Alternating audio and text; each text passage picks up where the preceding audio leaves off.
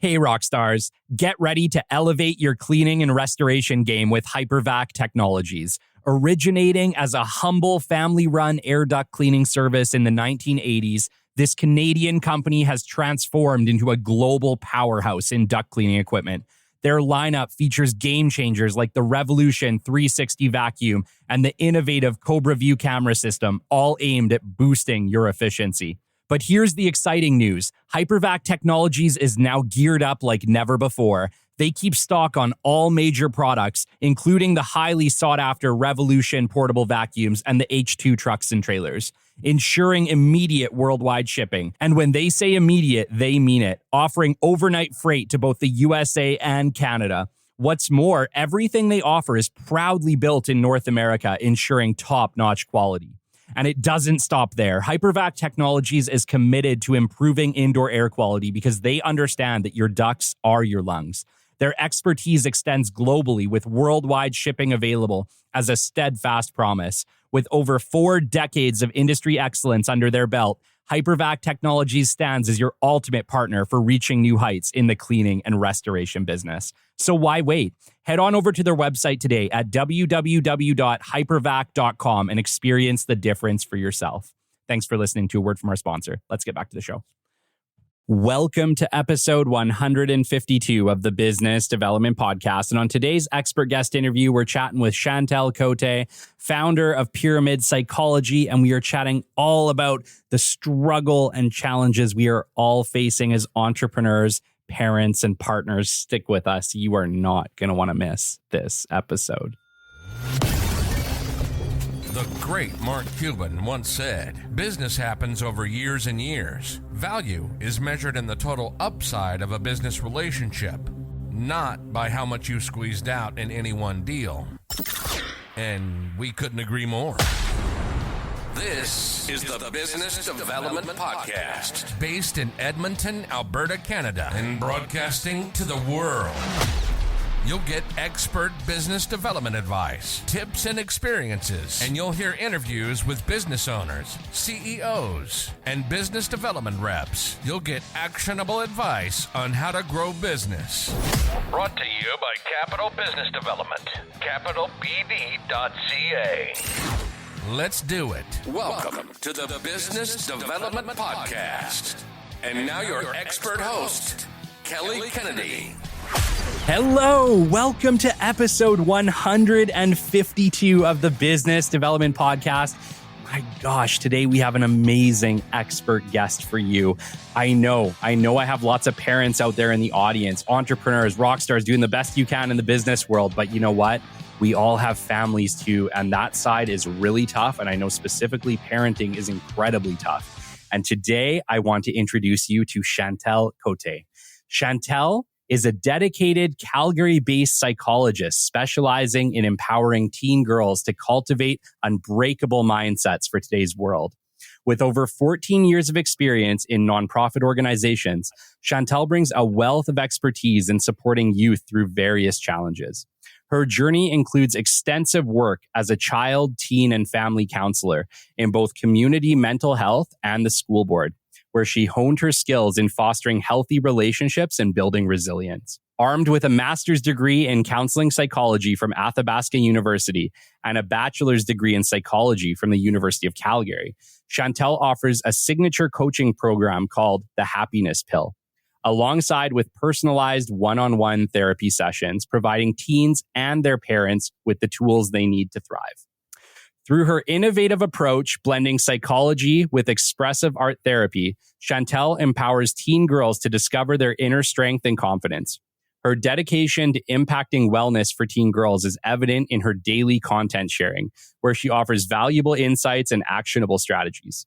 Whether through group coaching sessions or individual therapy, Chantal's goal is clear: to help every teen girl she works with develop the resilience and mindset needed to navigate life's challenges with ease. If you're raising or supporting a teen girl in today's world, Chantal has the answers to help us build bulletproof mindsets and foster happiness that lasts a lifetime. Chantal, it's amazing to have you on the show.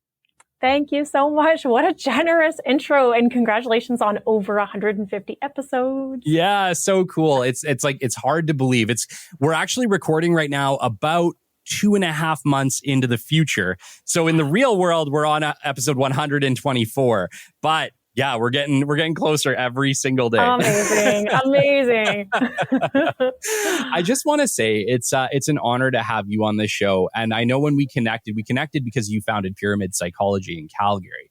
And I had told you I hadn't had a psychologist come on. And when we got more in depth about it, and you really said, like, my focus is really on teens and youth and girls specifically who are facing probably the hardest challenge, with regards to social media and growing up in 2024 that kids have faced in an incredibly, incredibly long time. I was like, we have to do this show because not only are we all entrepreneurs, we're all parents and we're all struggling together and terrified.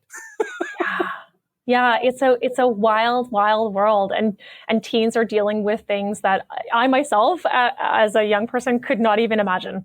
Yeah, it is. It's like, and that's the thing. I think for most of us, at least me, I wasn't truly exposed to what social media is. And even then, was I really until about 2010? And I think that was when I joined Facebook. 2010, I want to say 2010, maybe 2008. I don't know, somewhere in there. Either way, the very beginning of Facebook, I think at that point, I was like maybe in grade 12, no, I was older than that. Like the reality was I never had to face it as a teen, really. Yeah. And so trying to understand what facing social media is like for kids, I can't even imagine. I know. It does baffle me. And there's so many layers to it too, because I think like our brain is designed to be social. We're social by nature of being humans. And at the same time, I don't know that our brain was ever developed to have like such a social connection where there's like millions of people at your fingertips. And like, how do I contend with all that? And how do I see myself and form my own self-identity in comparison to all of this? For me growing up, it was like, all whatever. I grew up in a small French high school. So all 12 of us, those were the folks I was comparing myself to, and maybe the people in my sports club, but not millions upon millions of people.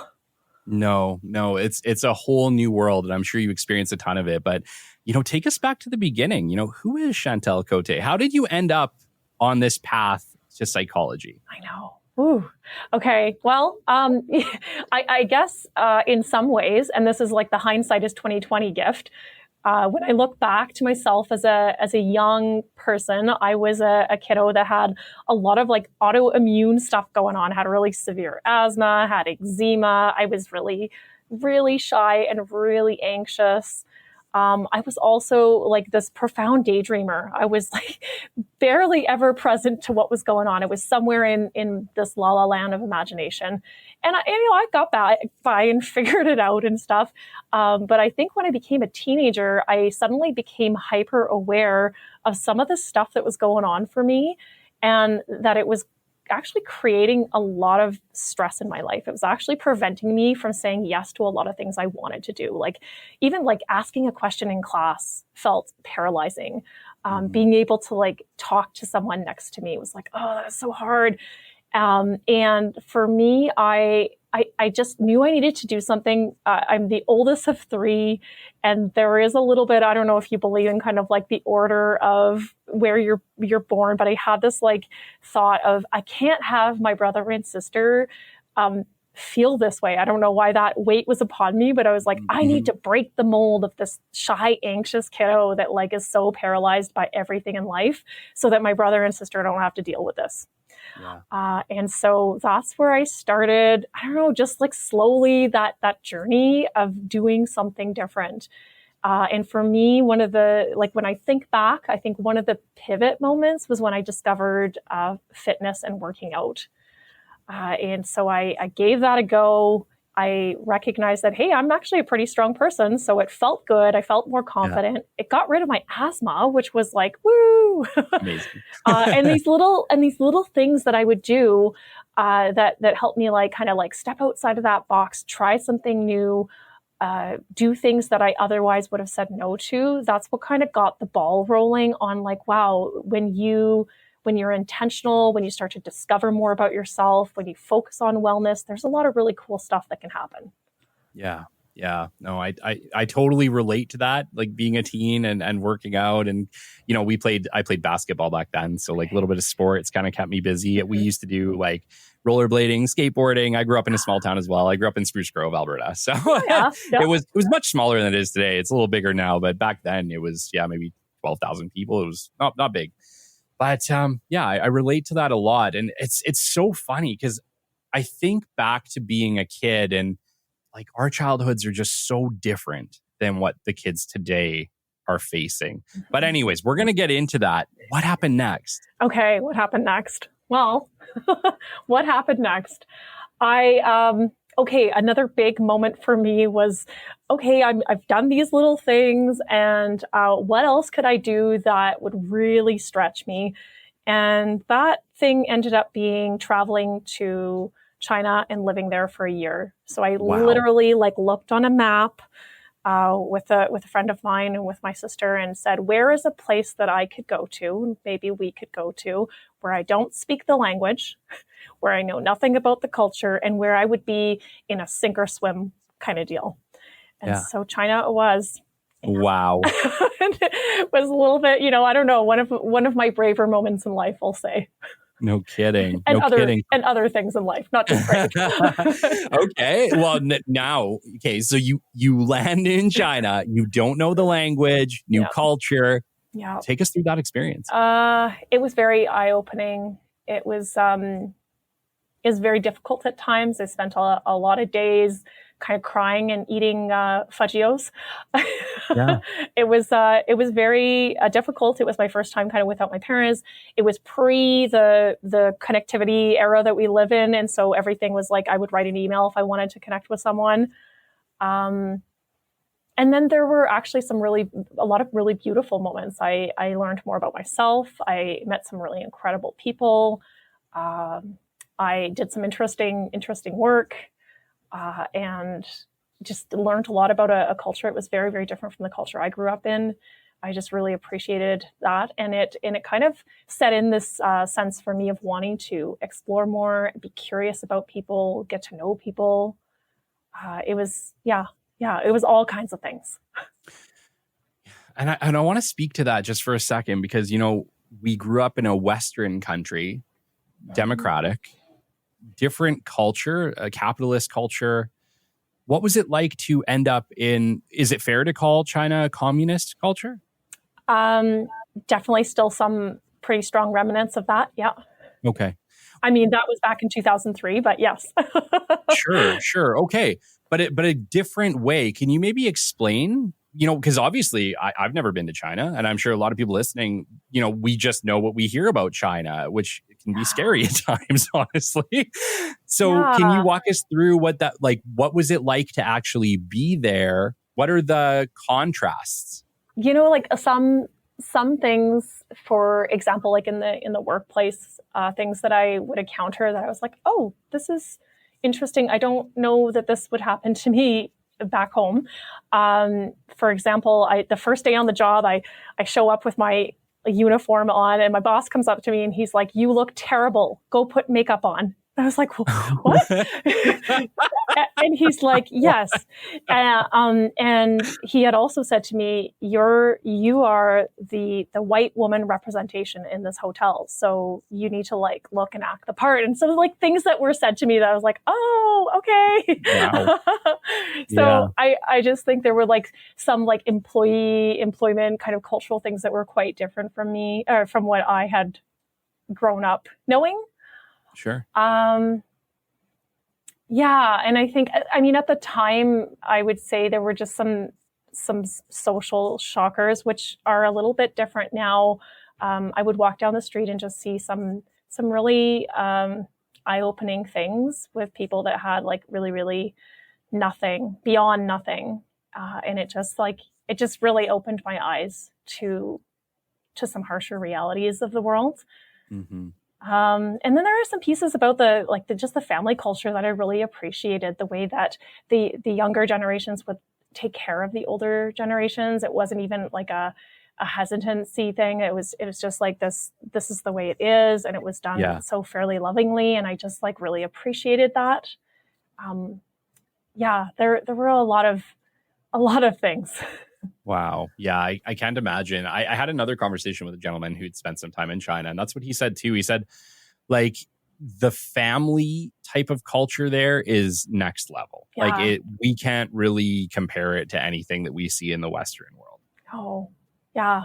Yeah. And if you're not exposed to it, like, I mean, I did grow up in a fairly, like, I would say, individualistic type of culture for myself. And so, yeah, if you're not exposed to it, or you don't know what you don't know, it's there's some really, really beautiful things about it too. Like, I really, really admired that. Yeah. Wild. Yeah. When you were there, were you ever afraid? I don't really remember feeling afraid. There was one time when I was in a really busy bus. Oh, I remember writing an email to my mom because the buses were really jam-packed and you had to like push your way to get on. And there was something about pushing over like little old ladies that didn't sit well for me. And I was a giant there. Like I'm only 5, like I'm 5'7", but there typically I was a pretty big person. And I was in the south of China where people tend to be a little bit on the shorter side. And so I wrote an email to my mom. I was like, Mom, today I pushed over, like, I think I shoved a little old lady to get on the bus because I had waited for 4 buses. I feel so terrible. And my mom's like, what kind of daughter have I raised? My only question as a Canadian was, how many times did you say sorry? Oh, I'm sure, right? Like, I waited 4 buses to get on. So I was like, oh, sorry. Yeah, right. Yeah, it's like, don't do that. We just wait and we look for our opportunity. Yeah, totally. Oh my gosh. So when I got on that bus, I was on the bus, it was jam-packed. We were all very close. And when I got off the bus, my backpack had been slit open. Oh, wow. And so I don't know if fear is quite the right word, but I was a little bit like, just felt a little bit like uneasy about, oh yeah, like my personal stuff had gone, like someone had gone through it. And I was like, didn't like that. Yeah, no kidding. No kidding. So you spent an entire year in China. I spent, an entire year there. Wow. And then I was invited to go to Hong Kong and continue to work. In the end, I ended up declining and coming back to Canada. It was kind of a tough decision because I really was learning a lot and developing some good friendships. I also really missed home and missed my now current husband. So there's a little bit of a love story in there too. Oh, amazing.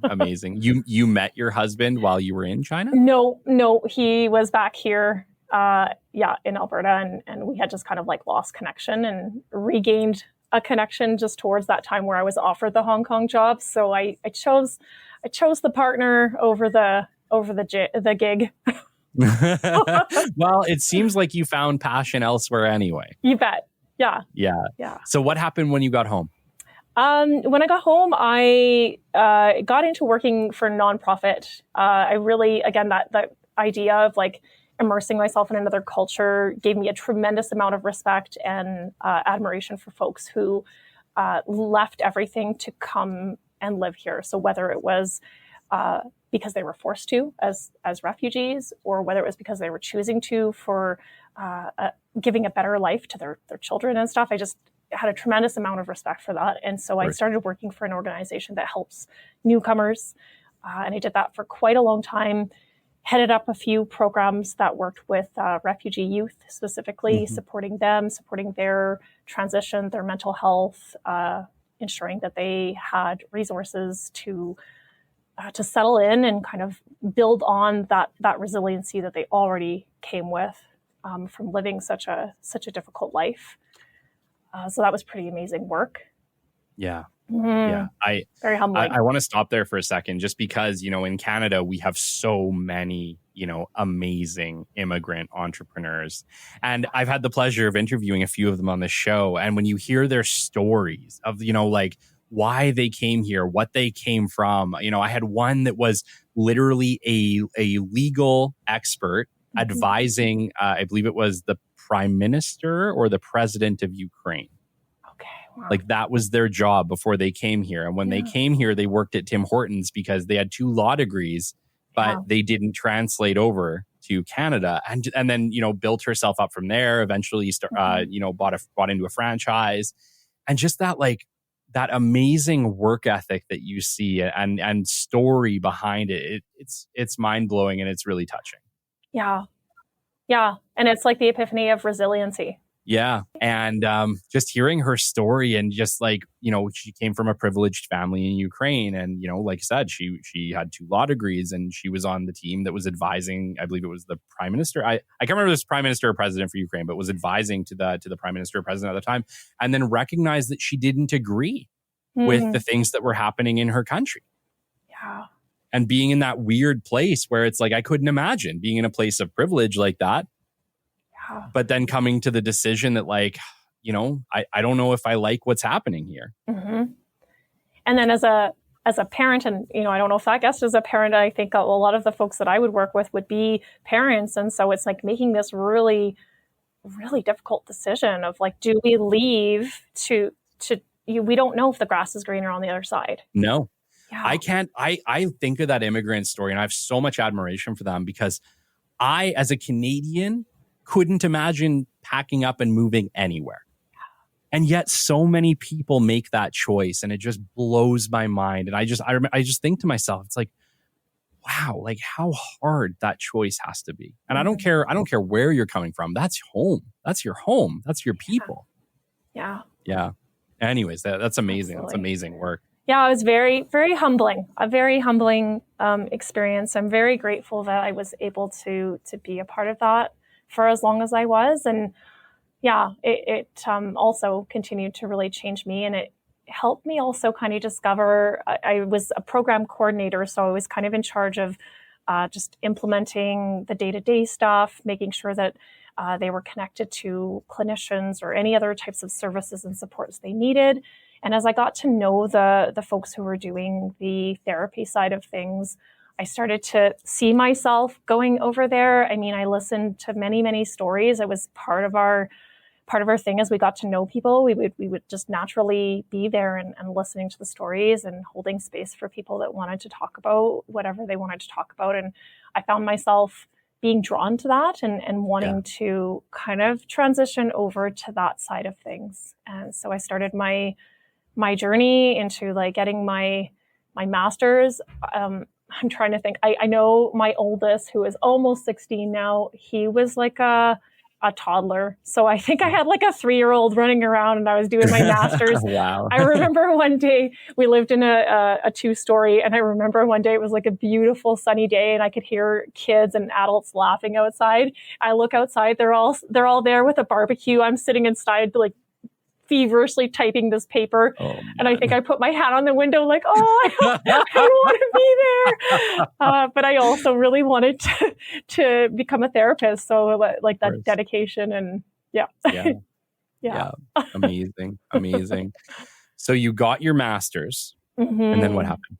I continued to work in the same kind of field. I worked with the school board in their area where they were supporting newcomer families as well. So continued to work with youth, really just loved the work. For me, there's something about working with young people. I love the way their minds operate in terms of like the intellectual capacity as well as like the connection to their emotions and then trying to navigate it all.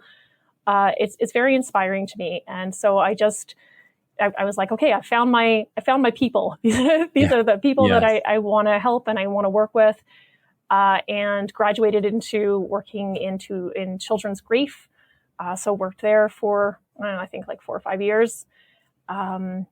And at some point just kind of thought to myself, I think I've done a lot in nonprofit and I think I would be ready to create my own thing. I've always been a pretty creative person in different ways. And I kind of sometimes feel out of place in like some boxes. And so the idea of working like 9 to 5 was energetically draining for me. The idea of like, I don't know, just like hitting certain like targets and stuff also is just like, I don't know, I just need something different. I think I need to like be in a space where I feel like I can just create. And that's kind of led me down that path of like checking out what would it be like to create my own thing? What if I was an entrepreneur? Yeah. Yeah. So lead me into that choice, the choice to start Pyramid Psychology. I know we talk to so many entrepreneurs on the show, and I know we have so many people listening who are maybe they're not quite entrepreneurs yet. They're like right on the fence and they're ready to take that jump, but we all need that kick in the butt. For me, it was COVID. Yeah. I'd worked at a place for 10 years and my boss came and was like, Kelly, like, I don't know what the next bit looks like. Do you maybe have a plan? And he was awesome. Like, he helped me essentially get my company started, Capital Business Development. The company's evolved a lot since then. We do a whole bunch of different things. And obviously this podcast came of it, like things that could have never happened had I not had that, kick in the butt to make it happen. Yeah. What for you was the catalyst that was like, okay, I'm gonna start Pyramid? What was the kick in the butt? What was the kick in the butt? It was, I think I don't know that it was like this one moment, but I do remember I was having a conversation with someone and she said something like, you just got to burn the ships. And I was like, what? She's like, yeah, you just got to burn the ships. And then she elaborated a little bit more on what she meant. And she's like, you're on the cusp. Like you're kind of like 1 foot in, 1 foot out, and you'll probably stay there for as long as you can sustain that, unless you say, okay, I'm like taking the plunge and I'm doing that. And like, I'm doing this. Yeah. And so I guess like my version of burning the ships, because I had been working on my website in the background, kind of creating like what I wanted the practice to be, thought about like, who do I want to serve? What is that going to look like? I just hadn't really said like, yeah, like I hadn't pulled the trigger. Yeah. And so I think it was really just that piece of that, maybe a little bit of that advice and then actually doing it. So saying, okay, well, I'm resigning and I don't actually have a client yet, so let's see what happens. Yeah. There really is that like self-doubt. And I know I struggled with it a lot. I struggled with, imposter syndrome for a long time. I think even starting this show, I struggled with imposter syndrome, thinking, yeah, you're great at business development, but who are you to tell people how to do business development? Right? Like, I think on a certain level, as entrepreneurs, we all struggle with it on some level, right? 100%. I think like for me, it was super clear that I wanted to help youth. I wanted to help teenagers and girls specifically. Then I also had this part of me that would show up and say like, well, how are you going to make a living just helping this one type of person? Yeah. It turns out like, to me, it's been an amazing decision to really be able to hone in and imagine like, who is the person that I'm helping? Who is the person that our team is helping? But at the time it was like, oh, what am I doing? Yeah. And I think every entrepreneur feels that way. And so like, I'm talking to my people on the fence right now. If you're feeling that way, understand we've all felt like that, like from the people that are just getting started to the ones that have been seasoned at it for 20, 30 years. We all started from a place of, I don't know, like, I sure hope I'm enough to do this. Yes. Yes. Yeah, absolutely. And I guess I just want to say, like, for sure, you are enough. You are enough. That's right. Everyone out there listening, you are enough. I love that message. That's right. Yeah, it's been really great to like, I think like support was a massive thing for me as well. Like I mentioned my partner and my spouse, like he's a really incredible human being. So like a shout out to John, if I can do that. Of course. He believes in me unconditionally. I don't know how he does it, but that's been really helpful. So I think like if you have folks that can believe in you until you believe in yourself, to me, that has been a real driving force as well. Yeah. Yeah. There's big shout out to all the partners of entrepreneurs, by the way. We really can't do it without you. So appreciate the help. I got mine too. And it's been up and down. Like we've had our fights, believe me, like, I have gone way too far, I think, on certain levels with regards to like my ambitions on certain times. And it's hard because we're always trying to balance like, work-life balance, which at this point I just feel is, big pile of BS. Maybe a big fake news, a bit of fake news. Fake news, yeah. It's tough. It's really tough. I don't think any entrepreneur is really able to achieve what I like to call work-life balance for a while. I do think it happens. I've had a lot of entrepreneurs on the show who I talk to and they say, yeah, like now I have a great work-life balance. So I work 4 hours a day. We have employees that handle the rest and I'm now able to do that. However, most of them, I feel like it took them years to get there. Mm-hmm. And unfortunately, the cost to a lot of them has been those family relationships. And I've had some of them that have told me it wasn't worth it at all. They achieved immense success, but they lost their relationship with their kids. Mm-hmm. They've been through 2 divorces, right? Like I've had those conversations, and I've had the ones that say like, yeah, like it was tough, but now we're here and I have it. But, I think we all struggle. I think Mm-hmm. all entrepreneurs struggle. And I've yet to find the secret to achieve work-life balance throughout the entire journey. Oh, you bet. You bet. And the stressors that come with something. So I think like on numerous times, like just kind of like looking at my bank account and going, oh, what have I done? What have I done? What have I done? That piece for me, I would say has been the biggest challenge. And then thinking like, oh, I'm going to make my family end up without a home and with no money and debt to pay out. And just thinking like, oh, this is something I've created. Those are my moments of like terror. Totally. I remember chatting with my old boss telling me you're not an entrepreneur until you've had some sleepless nights. And I didn't get it at the time, but I definitely get it now. Yeah. Oh my goodness. Yep. Oh goodness. Yeah. Okay. So you got into essentially child psychology. Your specific focus is on teenage girls. Is that correct? Yep. So teens from the span of adolescence, kind of 11-year-olds all the way up to 21-year-olds is our span. Mm-hmm. Cool. I like to say I didn't grow up till I was like 30. So there you go. I know. Right. And the more they tell us about the brain, the more that we know that it's just like constantly developing and neuroplastic. And it's like, well, when does it end? Yeah, no kidding. I'm sure they'll come to it one day and it's like, when you die. Yeah. That's when it ended. That's when it ended. Exactly. Yeah. So, okay. This is now we're getting into the meat and potatoes, because me and you had this conversation before and I said, look, like I'm an entrepreneur. I'm also a step parent. I'm also now a biological parent. So I have all aspects of it. And, our oldest boy is 10 right now. And our youngest is 4 months.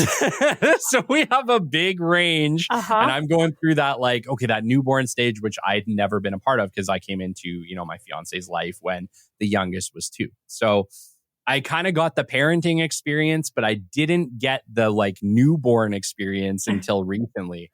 So I'm like, lately I've just been like fighting, no sleep. More sleepless nights. Oh boy, yeah. And then performing on a level unlike anything that I've ever had to perform on in my entire life with regards to the show, Capital, and everything else that we're doing, which is amazing. I am the most grateful human. I'm so thankful for the opportunities that have fallen into our lap. I'm thankful for all of our listeners and everything else we got going on. But my gosh, like with regards to just time, I've never had less time in my entire life. And that even comes down to sleeping. Yeah. Oh, that takes me back. Totally. But now that takes us into the real meat and potato challenge now is that crazy busy and yet still trying to, parent with my partner as best as I can and finding, my gosh, like parenting is so hard. Right? Yeah. And I would say like, as an entrepreneur, maybe even, and I don't want to say harder, just you're trying to balance the full-time and then some job of parenting with the full-time and then some job of entrepreneurship and then top it off with a podcast. Right? It's just a little icing on the cake there. Yeah, it's really hard. And I can see why so many entrepreneurs really struggle with their family life in general. But now, not just struggling with family life in general, which would have been its own set of challenges, 20 years ago, but struggling with what do we do in 2024 when there's just access to everything. Most kids have tablets, YouTube's a thing, social media is a thing. Our parents never had to parent us with social media being a thing, not truly, because we came into it at the tail end. At least my generation did. We came into it at the tail end. I was born in 1988. So, like I was already on the road to adulthood by the time I ended up on Facebook. Let's just call it that, right? Instagram didn't even exist at that point. And I'm terrified because I don't know how to parent in this. Nobody does. Yeah. And we don't even know what our kids are experiencing. And that's terrifying. It's like we can control so much, or we try to, but are we controlling the right things? Are we even doing the right things? I know like my oldest son plays Fortnite. That's like the big thing. He loves Fortnite. And it looks fun. I played games when I was his age, but we didn't have online games when I was his age. So like, what does that mean? Right?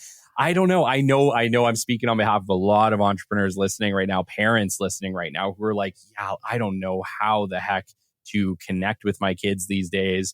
What are they experiencing? How do I protect them from the internet? How do I help them become young men, young women in a healthy way when I'm not even sure that the way that we're living right now is healthy? Mm-hmm. Yeah. So many questions and so much room for doubt and all of that too. Everywhere. Yeah. I guess like from my personal experience, like I'm not wearing my therapist hat. I think like for myself, one thing that I continue to work on and continue to really try and hone into, it's a work in progress. I'm very imperfect. I really try and get clear on like what really matters to me. So what are some of my like values that are non-negotiable? And everyone has their own. And so I don't expect others to be carrying those exact same values. For me, I really hone in on that. And I know that like connection piece and that like deeply sincere relationship with my kids is really, really important. It's a value of mine. It like when I get to know people, when I have a relationship with people, I really just want them to know that they are seen, heard, witnessed, and matter. And so that's something that I try and carry forward through my parenting. And I go back to that question whenever I'm shaky and I'm doubting what I'm doing, knowing that full well, like I still make a ton of mistakes. At the end of the day, I kind of go back to that almost like a motto, almost like what's my mission as a parent, and try to go back to that piece. Like, have I done something today to nurture our relationship? Have I done something today to let my kiddo know that I see him, I hear him, I'm witnessing him, I have time for him. And when I go back to that piece, to me, it's almost like a foundational piece that really helps guide me in knowing like, hey, I'm doing the best I can. And I'm lining up with something that I believe is really important for me as a human and how I want to show up in this world. Yeah. Like what you're ultimately aiming for is the most authentic relationship that you can have. But ironically, you're trying to build that in a time when I think authentic relationship has been harder than ever to accumulate. And like, I'm in business development and in some cases, I've had better relationships with my clients than I have with my friends or my family because there's some level that I've been able to connect, I think, better with some of my work colleagues or my clients or whatever else than sometimes even with my own family. Yeah. And it's very weird to think in a time where we understand the importance of authenticness and real relationships in business that we struggle so much to have them in our personal lives. Mm-hmm. Yeah. And I think like I have this gift so my kids are currently doing self-directed schooling. So we are in similar spaces often. And I say it's a gift because I know that this is not something that every parent can choose or would choose. To me, like with my 10-year-old, so I have a 10-year-old and I have an almost 16-year-old, him and I, we just spend a lot of time just chatting. So it's like we talk about everything under the sun, and it's really fostered a really cool relationship. Yeah. And I know that's not something that's available for everyone. So I am very grateful and aware that is definitely something that contributes to like the current relationships that we have. Yeah. And I think you're right. I think it really does come down to like having deliberate conversations and going out of your way to try to have that conversation with them every day when possible. It makes a lot of sense. I think in some cases it's just easier said than done. And I hate to say that because it sounds shitty. It sounds like a cop-out. But I think, a lot of times, as parents, we're so busy in the daytime that come nighttime, it's really hard to want to have that conversation about Fortnite that day. Like, do you know what I mean? Like, I hate to say that because it makes me sound like a crappy parent at times, but it's like I wish that you knew how little that actually matters in the real world a little bit. I struggle with that sometimes, even though I get that in the moment for him, that is his world. That's the thing he loves. Yeah. And so I think what I need to do is just try to remember that right now to him, that's what's super important to him. And because it's important to him, I need to try to find a way to make it important to me. But I really struggle with that. Mm-hmm. It can be really hard. And as you mentioned, like at the end of a day or something like that, I think like as adults, so we're better at regulating our nervous system. I'm saying this is a generalization because our brains have undergone more development and we've got like more of that prefrontal cortex all nice and established.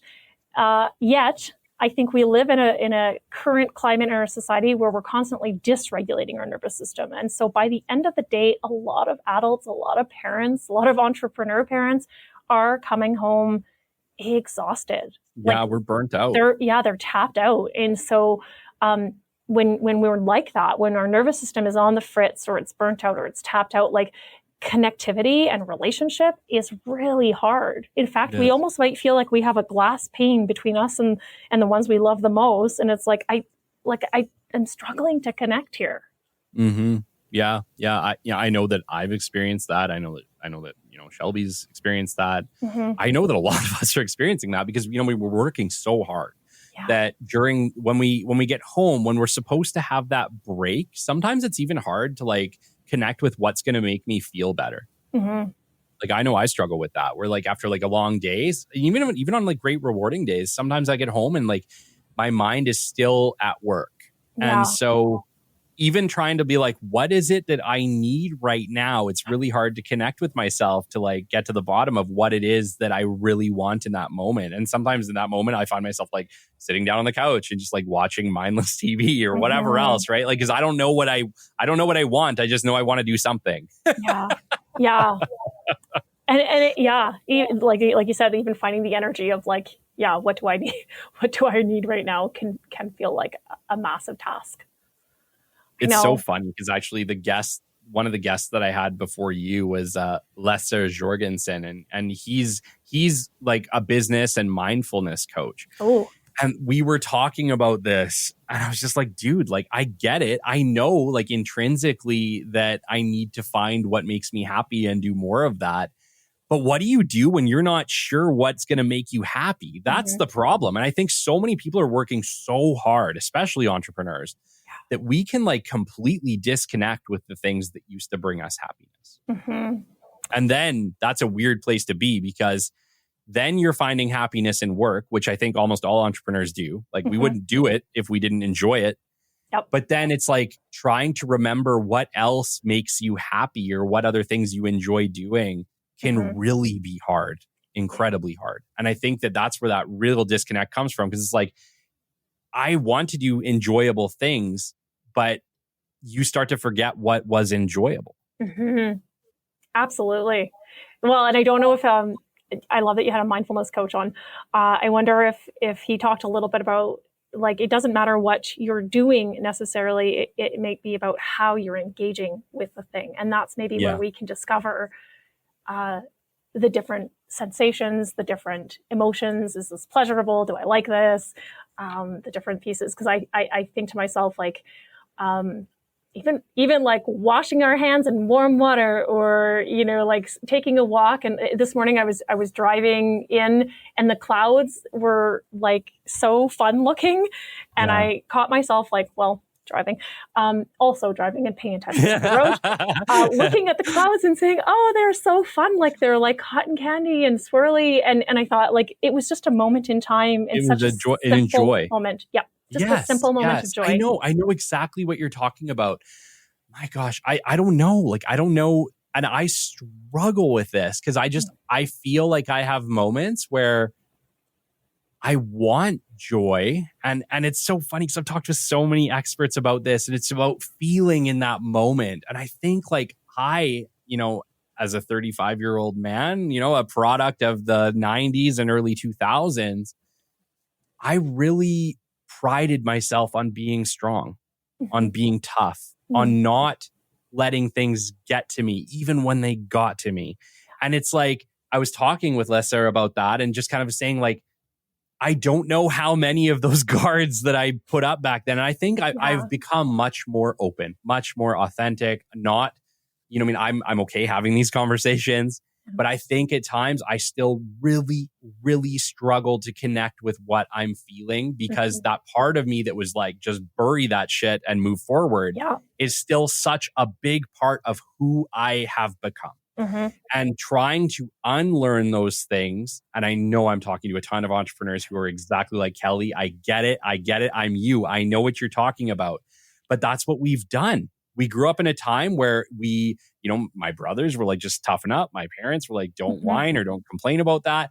And I just grew up, you know what? You got to be strong. You got to be tough. You got to bury that stuff. And it's like, how much of that is affecting my day to day, and I don't even know what to do about it. Or like, I'm not even cognizant it's happening because it's part of that 95% unconscious world that I live in. Right? Yeah. Part of the programming that's running in the background. That's right. You're not aware of it. What I am aware of is that there will be certain situations where, me and Shelby will be getting into tough, tight waters, you know what I mean, with regards to a conversation. And my automatic is just like, my emotions just shut off. And it's like defense mechanism, obviously, but how do you unprogram those defense mechanisms that are so baked in that you weren't even aware were defense mechanisms? They were just a part of who you were, right?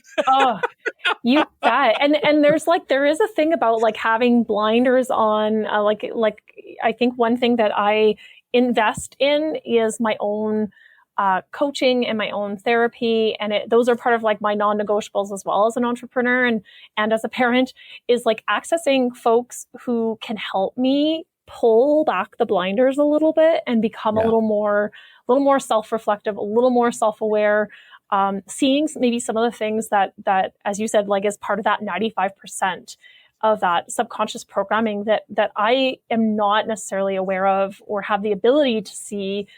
But an outsider person can maybe mirror that back and say, hey, what about this? Yeah. And thank God, like we're living in a time now where I think that telling people to suck it up is going to stop being the norm, right? Yeah.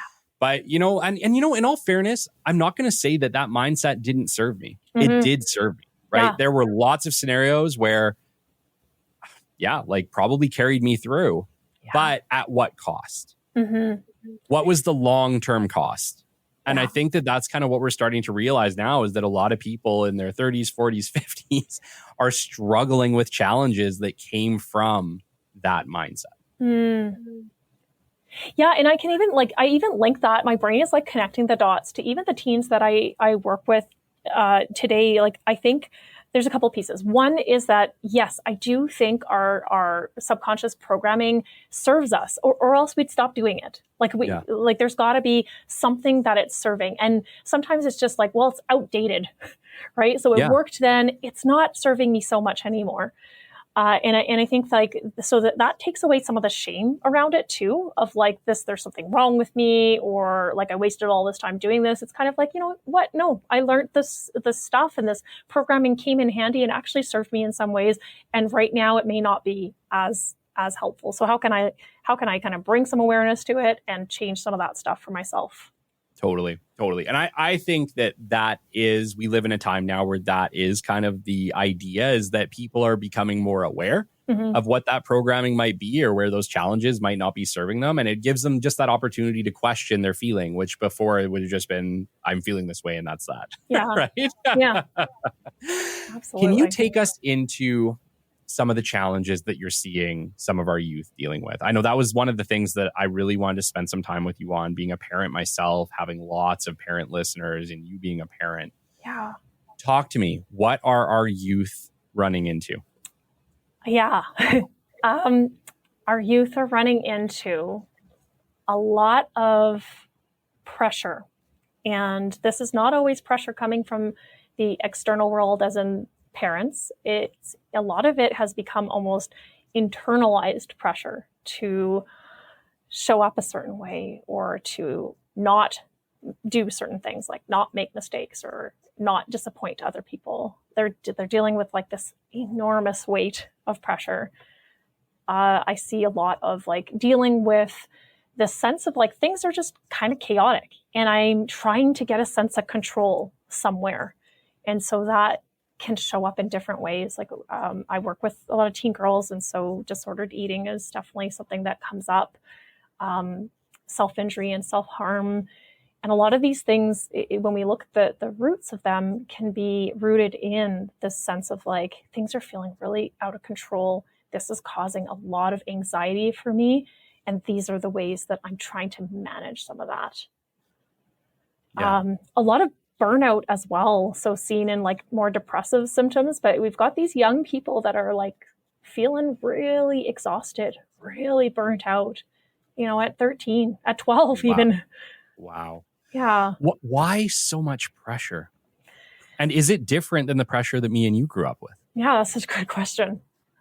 I mean, I have my thoughts on some of it, and I think some of it is linked to the amount of stimuli that they access and have every day. And so by that, I mean, the social media components, like there's just so much information. You can access absolutely anything. You can learn about absolutely anything. And our brains are like bombarded by it. And they're so connected that they're like extra bombarded by it. Mm-hmm. And then there's just, like the other things that are going on. So like relationships and things going on with their, figuring out their identity and figuring out, who they are, their connections with their parents, et cetera, their achievements, like how they kind of see that, their future. I think there's a gamut of things that are like pretty traditionally adolescent, at least in Western culture, like adolescent stressors or things that they contend with, in addition to being bombarded by like so much stimuli. And I remember being a teenager and like, obviously I can't remember how hard it was, but I remember it was damn hard. Like I remember feeling right. At the time, like my problems were like crushing me. Yeah. And I'm sure that they, like in the grand scheme of things, were pretty minor, but at the time it can feel overwhelming. Mm-hmm. And I couldn't imagine throwing that overwhelm on top of social media, on top of, being so connected, like you said, being able to see everything. Like for me, my problems were whatever was going on at home and whatever was going on at school. Everything else in the world didn't affect me because I didn't know about it. Mm-hmm. Mm-hmm. Now you throw on the fact that when school ends, it doesn't really end because kids can still talk to each other through electronics. Yeah. And they have access to the news feed, which they never would have had before. Mm-hmm. And God knows what else comes through your office.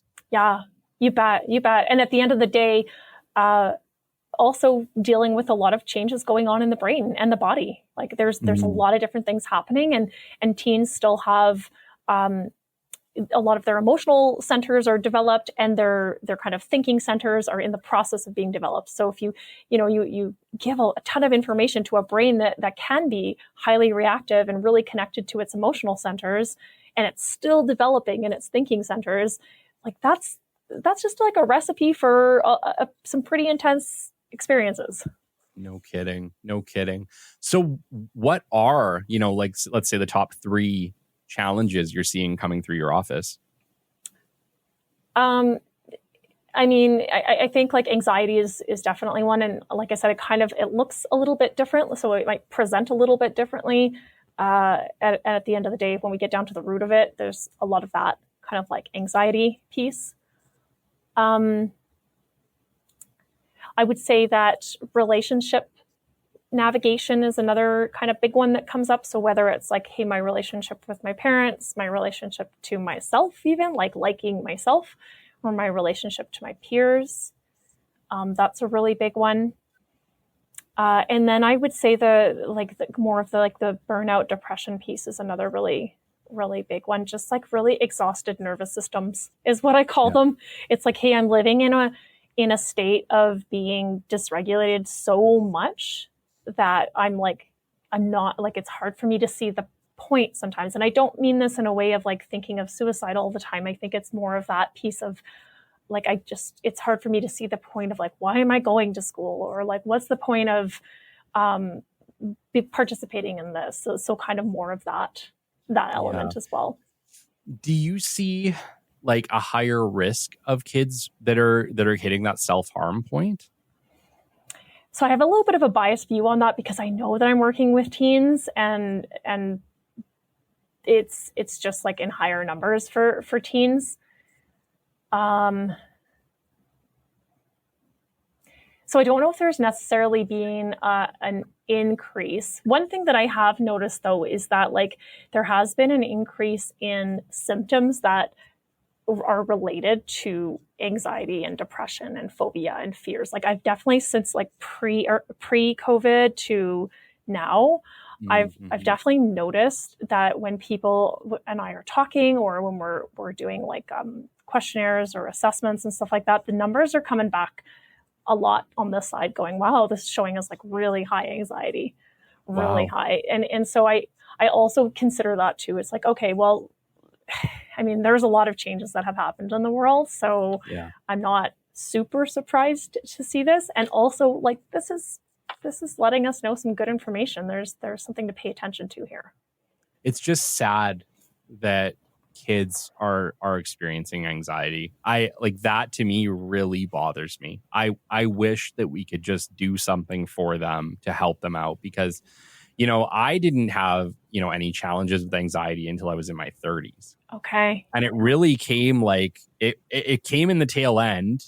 And I, you know, before I think I just used to think like, oh, what are they talking about? Like to me, it just seemed crazy, right? Because I hadn't experienced it. But after I'd experienced what anxiety can feel like, the thought that like young people could experience anxiety really bothers me because it's like, my gosh, like what's going to happen to them when they're older? Because it's like right now, they may not even be experiencing half the challenge that they're going to experience by the time they're 30 themselves. Yeah, for sure. Yeah, I think like one thing that I find really interesting when I am working with teens is to talk about emotions in a way that it's like, okay, what if we think about these as not like good or bad, but more like what's their purpose? And then also how can we see like, because anxiety in itself is not a terrible emotion. Like if there was a saber-toothed tiger that ran into my office right now, I sure as heck hope that anxiety would kick in and I would do something about it. Or else this podcast would end right now. So it's not a terrible thing. And I think I try and help teens really recognize and trust within themselves that they have their emotions for a reason. And that they're all very important. So it takes away some of that. Again, I do try and like take away some of that shame around like there's something wrong with me or there's something bad about me feeling or thinking this, and try and help them reframe it and look at it as like, it's okay to have all of my emotions. And also when one is like hijacking or when one is becoming extra sensitive. So it's like, it's going off really, really like a very light tripwire. Let's see if we can find some ways to regulate that so that it goes off when you need it, but it's not going off all the time. Yeah.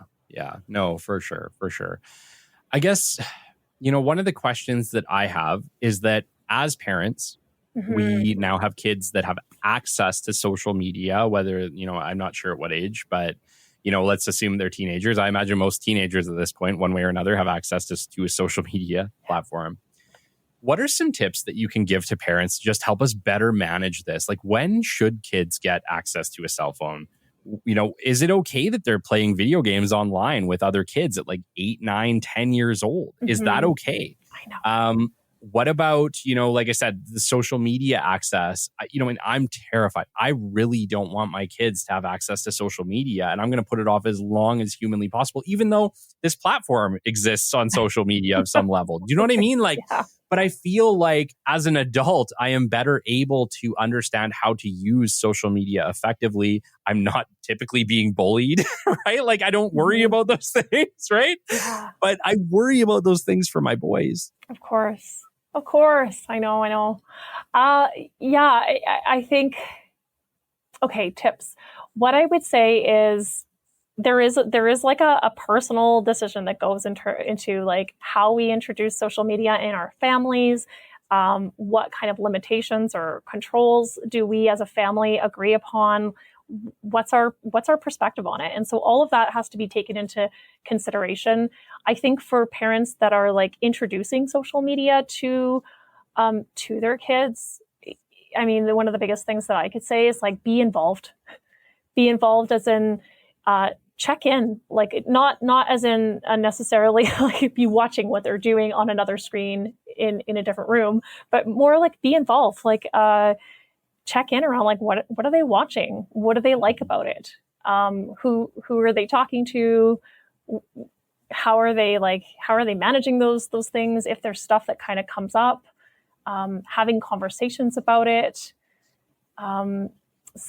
I have heard in the past, like having the social media be like present in more of a family space can be a really helpful way to just navigate and encourage in the moment conversations about things. So as annoying as this is, and many people might be like, I'm never doing that.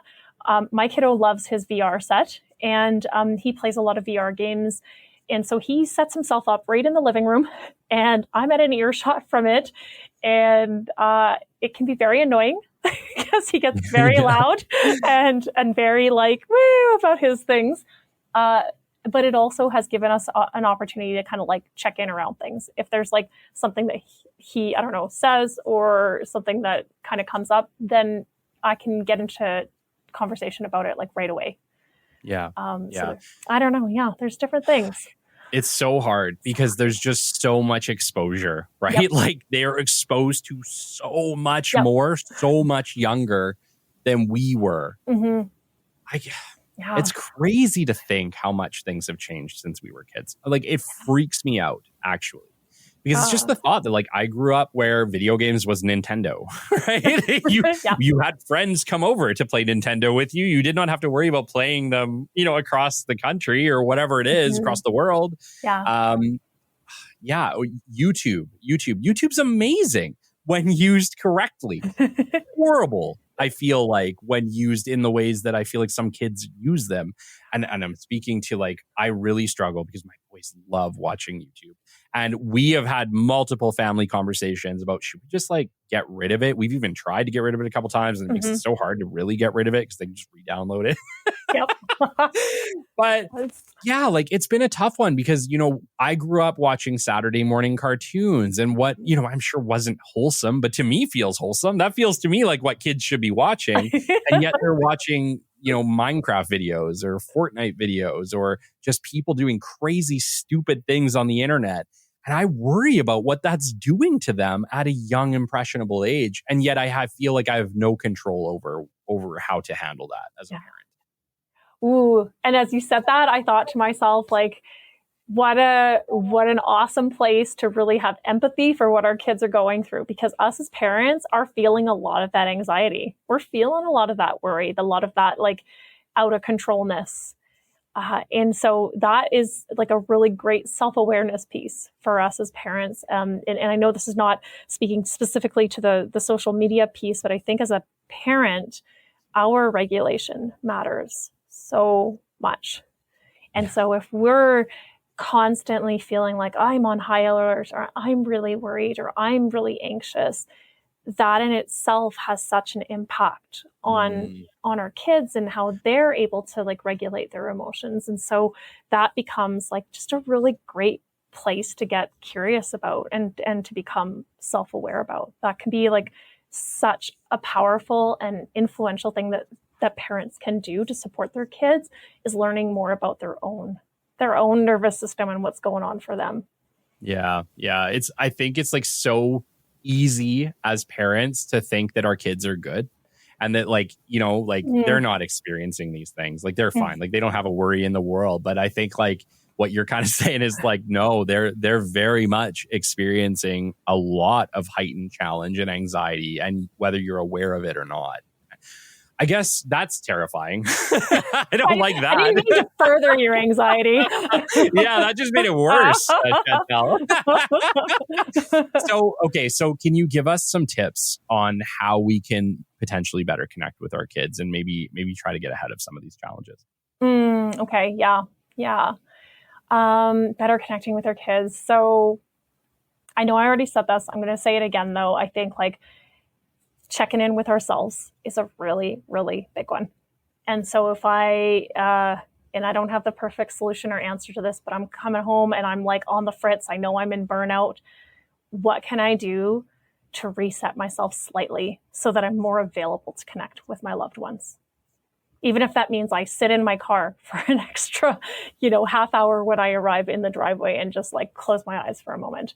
I think like checking in with ourselves is a really big thing that allows us to connect, because if we are burnt out or if we are too anxious ourselves, it's really hard to connect with others, no matter who they are, children, spouse, you name it. Totally. And I know that's, that's a problem that I run into regularly, where it's like the day's done and yet, I've been up since 5:30 in the morning. I'm tired. And yet there's still a lot of day left. Yeah. Oh, for sure. And it's very hard to be present fully in those moments. It can be.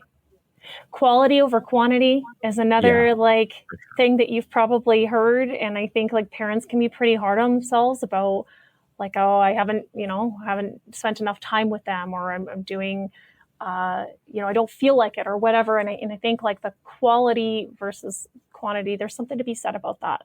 So in those moments when you are appreciating a conversation with them, or you're checking in with them about, Fortnite or something else that they really enjoy, and you're there for present for a moment, like that matters. And it doesn't have to be like, I got to do it every day for X amount of hours. It's that kind of that quality piece and trying to be consistent with it. I think at the end of the day, I just, I want my kids to look back and say, yeah, I had a dad, and that freaks me out a little bit. I think that's like one of the challenges I think a lot of entrepreneurs feel, and a partner too, right? It's like, I want to be the best dad and the best partner I can be, but I also want to achieve things. And man, is it hard to balance it all.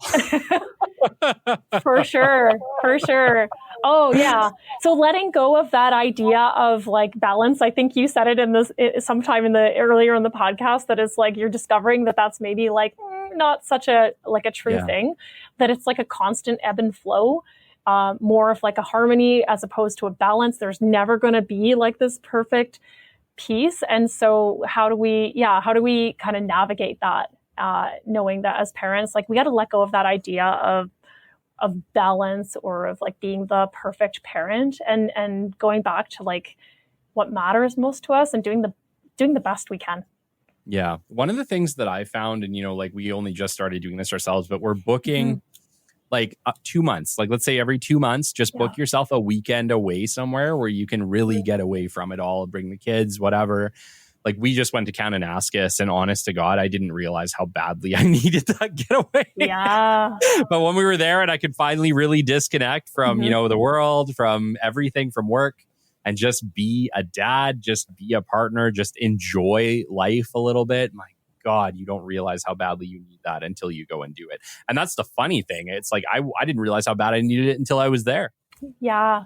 Yes. It's like that. What is that? Like that frog in the boiling pot of water. You don't realize you're boiling. Yeah. Yeah, totally. So I love that intentionality, like just being really intentional about carving out space like you would for a business meeting, or like you would for like another like really important appointment. It's like, okay, my family is important. And so let's book in something really intentional.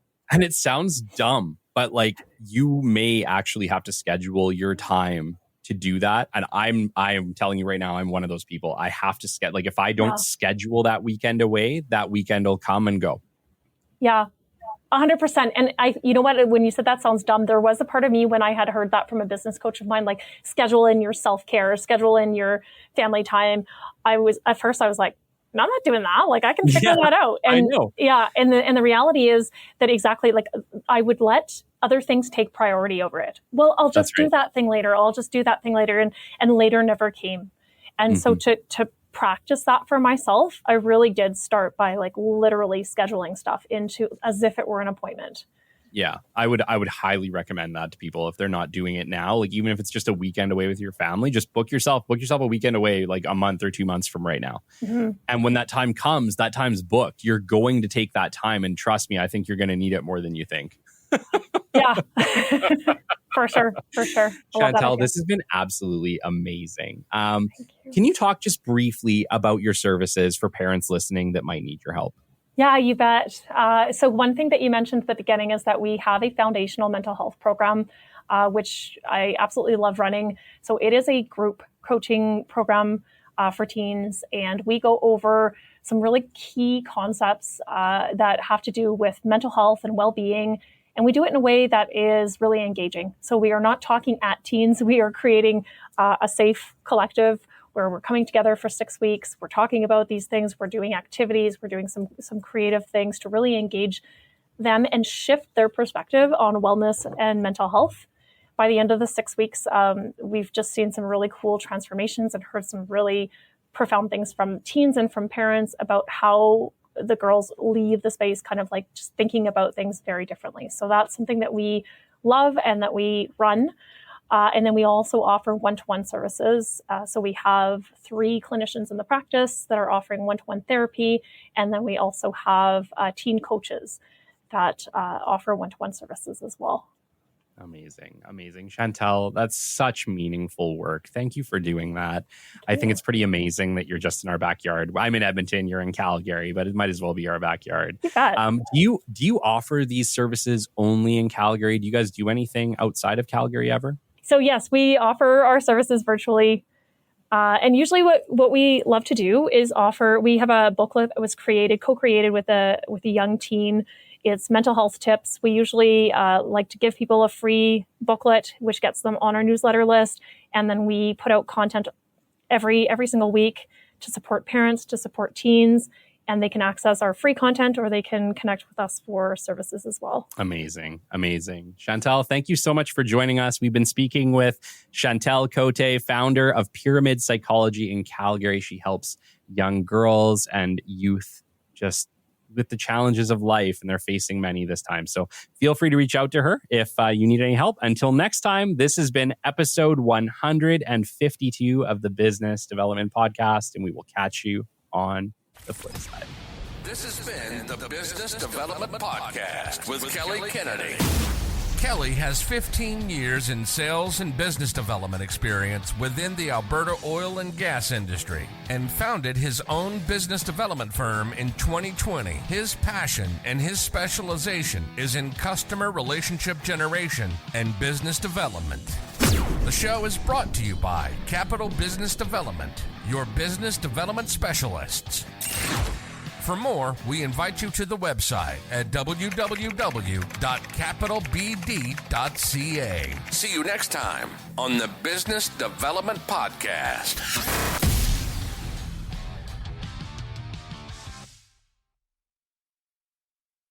Hey, rock stars, Kelly here. And today I want to chat about one of our amazing sponsors, At Work Office Furniture. If you're an entrepreneur looking to upgrade your workspace, At Work Office Furniture is your go-to partner. For over 40 years, they've been providing premium, affordable office furniture and top-notch design services. Whether you need a single desk or a complete office overhaul, At Work has you covered. Their team of experts help you plan your space to maximize both comfort and efficiency. They're at the forefront of modern office trends, including those super cool office pods that give you an instant, quiet booth enclosure right in your open space, and movement-based setups to keep your team healthy and active. Here's the best part. At Work delivers and professionally installs across North America. No matter where you are, they'll make sure that your new office furniture arrives quickly and safely. I personally use an office chair and adjustable desk from At Work on a daily basis for my work and absolutely love them. Support the business that supports entrepreneurs like you. Check out www.atwork.ca to see their amazing range of products and services. Transform your workspace with At Work Office Furniture because great business starts with a great office. Thank you, At Work, for your support of the Business Development Podcast.